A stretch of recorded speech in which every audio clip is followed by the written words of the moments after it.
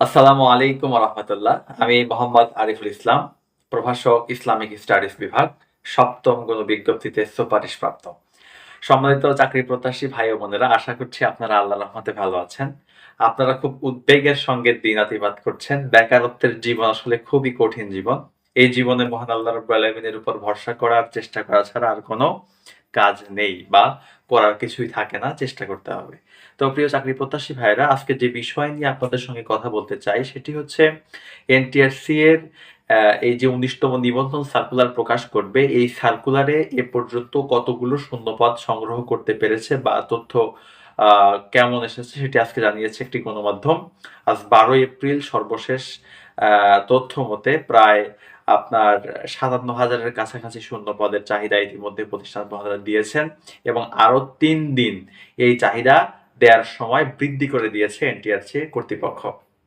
আশা করছি আগামী ৩ দিনে আরো অনেক বেশি শূন্য পদের তথ্যগুলো দিবেন প্রতিষ্ঠান প্রধানরা।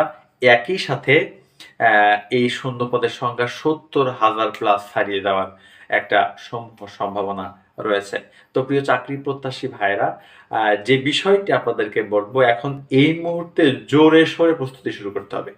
প্রস্তুতিতে কোনো রকম গ্যাপ রাখা যাবে না। তো এই হচ্ছে মোটামুটি তথ্য শূন্য পদের। এবং এবার তো আপনারা নিশ্চয়ই জানেন খুব ভিন্ন আকারে এবারের এনটিআরসি যে সার্কুলারটা প্রকাশ করতে যাচ্ছে, এই সার্কুলারটা খুবই ভিন্ন আঙ্গিকে হবে এবং এইখানটাতে কোনো ঝামেলা থাকবে না, কোনো বিজ্ঞপ্তির ঝামেলা নাই। এরপরে আপনার মানে মানে অনেক ঝামেলা থাকতো আগে, এই ঝামেলাগুলো এবার পোহাতে হবে না।